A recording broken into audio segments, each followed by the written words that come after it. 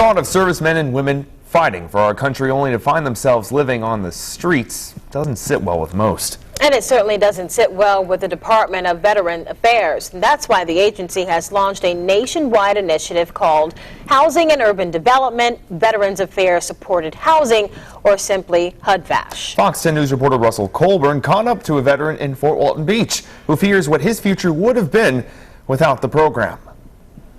Life was good. We're happy. And then just all of a sudden, the bottom dropped out. William Parker and his 11-year-old daughter were homeless. The Vietnam-era vet from Illinois searched for answers after losing his home. His journey led them to Fort Walton Beach, Florida, where he solicited the help of HUD-VASH. His care manager, Jennifer Steinmeier, placed them here, where they're still moving in. It's just been blessing after blessing, the HUD-VASH program.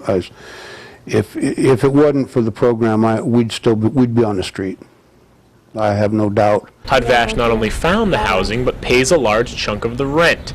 Parker now works at the shelter where he and his daughter once stayed. I feel blessed to be able to do that because I feel like I'm giving back to the place and to the people where I received a lot of my help. Steinmeier, along with Phyllis Morgan, work out of the Eglin community-based outpatient clinic, where the quarters are close and walls are lined with medical equipment. But that doesn't stop them. We get very close to our veterans and their families through all this. Get quite a different perspective than one would have not being in this position. Even though the Parkers are housed, Steinmeier says the job is not done.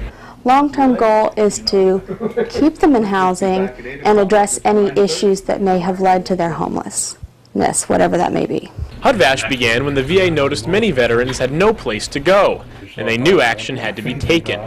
But Steinmeier and Morgan feel that embarrassment leads to many not seeking the aid, and Parker once considered himself in that group. I don't like asking for help, but there comes a time when without help, you know the boat's going to go down. The program hopes many more will join the likes of the Parkers, where life is getting back to normal in their new home. And the effort doesn't end in Northwest Florida. The Department of Veterans Affairs estimates that well over 100,000 vets are currently homeless. And that number they plan to take down to 0 by 2015. Reporting in Okaloosa County, Russell Colburn, Fox 10 News. The Okaloosa County branch has been open since late last year, and in that time, it's placed 10 veterans. Right now, there are still more than 100 homeland vets in the Okaloosa area, and the goal is to help them all.